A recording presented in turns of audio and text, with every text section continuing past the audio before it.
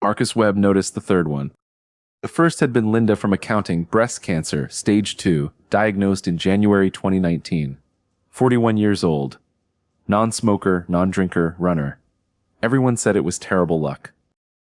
The second was David from IT, thyroid cancer, March 2019, 38 years old. Healthy by every metric his annual physical had ever measured. Everyone said it was a coincidence.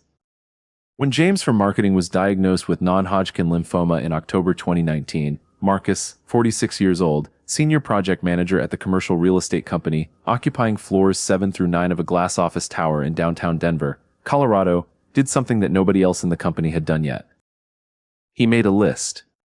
He wrote down every name, every diagnosis, every floor of the building where the person sat, and he looked at what he had written for a long time. 14 names in 3 years, 7 different cancer types, all from the same building. The company's HR department called it a coincidence. The building management company called it statistically within normal variation. The occupational health consultant they hired produced a report in 11 days that found no actionable concern. Marcus kept his list. And then he made a second list, a list of everything that was different about the building he worked in compared to the buildings where his colleagues had worked before. One item kept appearing on that list. One thing that was specific to this building and that nobody had thought to ask about. The carpet.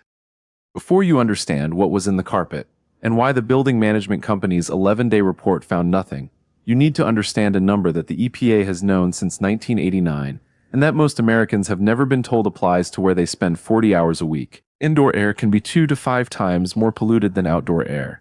In some buildings, according to EPA measurements, up to 100 times more polluted. 100 times.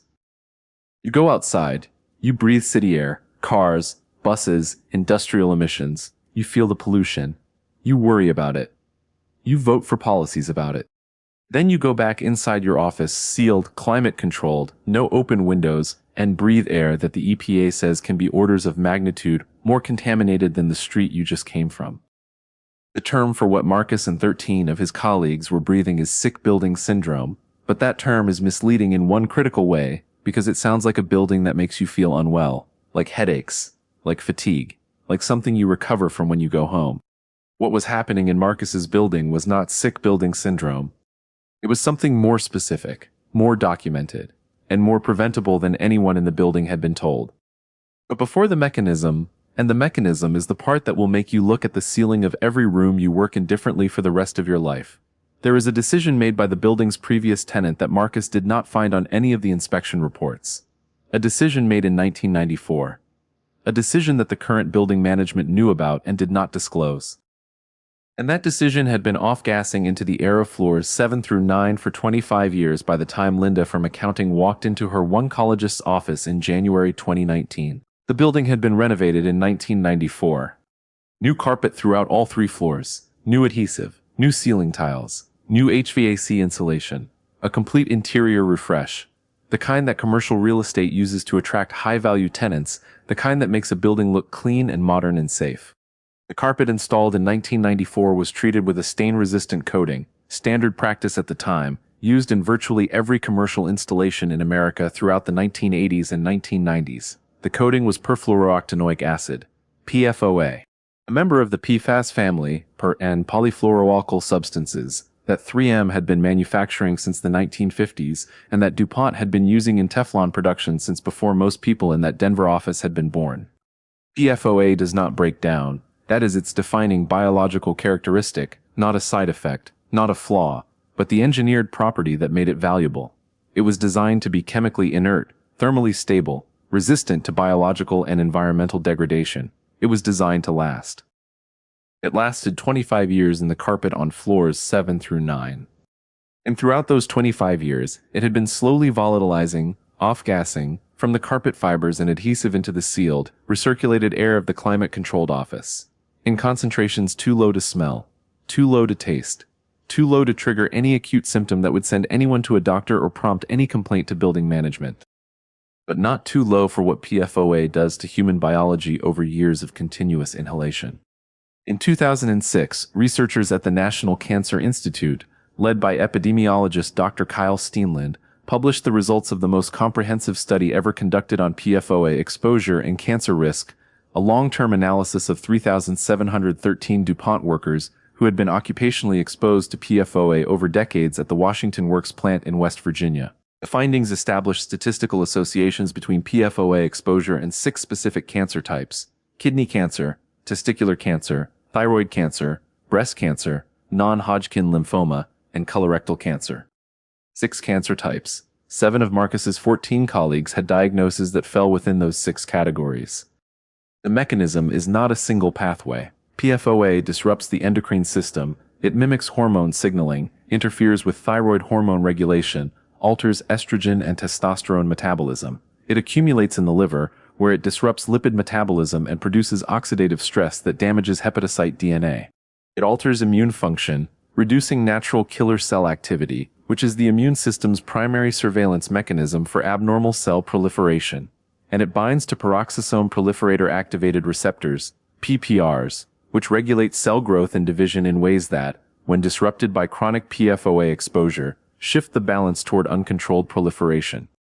It does not cause cancer in a week. It does not cause cancer in a month. It recalibrates cellular systems over years, shifting thresholds, reducing surveillance efficiency, creating the biological conditions in which a cell that would normally be caught and destroyed by a functioning immune system instead divides once more.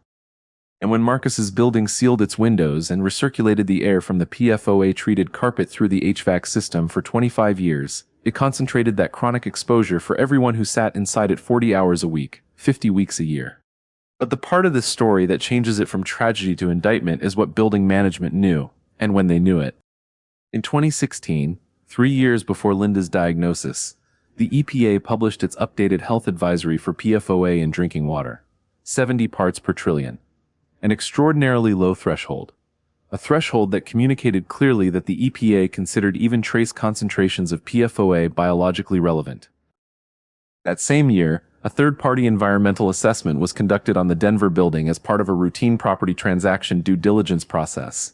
The assessment found PFOA contamination in the carpet fibers on floors 7 through 9 at concentrations above the threshold that the assessor noted as potentially relevant to indoor air quality. The assessment was filed with the building's property management company, the company that managed the building that Marcus's employer leased. It was not disclosed to the tenant. It was not shared with the employees working in the space. It was not mentioned in any of the lease renewal negotiations that Marcus's company had conducted in 2017 and again in 2019. The property management company had a legal obligation to disclose material environmental hazards that affected the habitability of leased commercial space. Whether PFOA carpet contamination at those concentrations met the legal threshold of material environmental hazard under Colorado commercial real estate law in 2016 was, and remains, a disputed legal question that the company's attorneys had apparently concluded fell in their favor. 14 people, 7 cancer types, 1 undisclosed assessment report, 3 years. Marcus had not found the assessment report yet when he made his list. He found it in 2021, during discovery in the civil litigation that he and 11 of his colleagues filed against the property management company and the building's previous tenant. The instinct of every party involved, the carpet manufacturer, the building's previous tenant, the property management company, was not to cause harm. The PFOA coating was industry standard in 1994. The renovation was professionally done. The building management company had received a legal opinion that the disclosure threshold was ambiguous. But the instinct to protect commercial and legal interests by maintaining ambiguity about a known environmental exposure, the instinct to keep the 2016 assessment report in a file rather than on a desk where tenants could see it, created the specific conditions under which 14 people breathed PFOA-treated air for years without ever being given the information that would have allowed them to make a different choice. The paradox is not that anyone wanted 14 people to get cancer. The paradox is that the legal and regulatory architecture of commercial real estate disclosure in the United States allowed a documented environmental concern to be filed rather than communicated, and that the gap between filed and communicated is exactly the space where Marcus's 14 colleagues lived for 3 years. The civil litigation settled in 2023. The terms were confidential. The carpet had been replaced in 2021, after the litigation began. The building management company issued a statement expressing that it took the health of tenants seriously and had cooperated fully with the litigation process. Marcus still has his list. He carries it in a notes app on his phone, because he has not decided what to do with it yet. He does not work in that building anymore. 3 of the 14 people on his list are in remission. 2 are not. The environmental assessment report that documented the PFOA contamination in 2016 was 11 pages long. The section that noted the carpet contamination was on page 7. Nobody who leased that building had ever seen page 7 until discovery in 2021. The carpet had been cleaned 3 times in the years between the assessment and the litigation. Regular commercial carpet cleaning. The PFOA was still there after every cleaning because PFOA does not clean. It does not break down. It does not leave. It was designed to last. The report was on page 7. Nobody showed them page 7. You cannot test the air in your office for PFOA with a home kit. You cannot see it, smell it, or taste it. You cannot know from sensory inspection whether the carpet in your workspace was treated with PFAS compounds during manufacture or installation. But you can ask 3 questions, and the answers are legally required to exist. First, if you work in a building built or renovated before 2000, ask your employer or building management for the most recent environmental assessment report. In most commercial lease agreements, tenants have the right to request this documentation. If the response is that no assessment has been conducted, that is itself information, and you can request that one be performed as a condition of continued occupancy or lease renewal. Second, if you work in a building where multiple colleagues in the same physical space have been diagnosed with cancer, particularly with cancer types associated with PFAS exposure, kidney, thyroid, breast, non-Hodgkin lymphoma, testicular, colorectal, do what Marcus did. Make a list. Document names, diagnoses, and where in the building each person sat. Bring that documentation to your state's Occupational Health and Safety Division. A cluster investigation requires documentation to begin. Third, PFAS compounds are currently the subject of active EPA regulation under the Safe Drinking Water Act, updated in 2024. The EPA's new PFAS standards and the associated reporting requirements create new obligations for building owners regarding PFAS presence in building materials. Ask specifically whether your building has been assessed for PFAS compliance under the 2024 EPA framework. The question is new.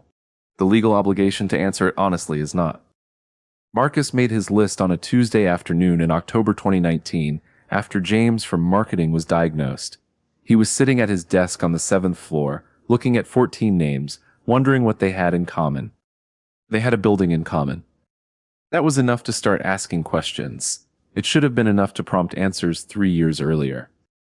But PFAS in carpet is not the only environmental carcinogen present in American office buildings built before 2000 that current commercial real estate disclosure law does not consistently require to be communicated to tenants.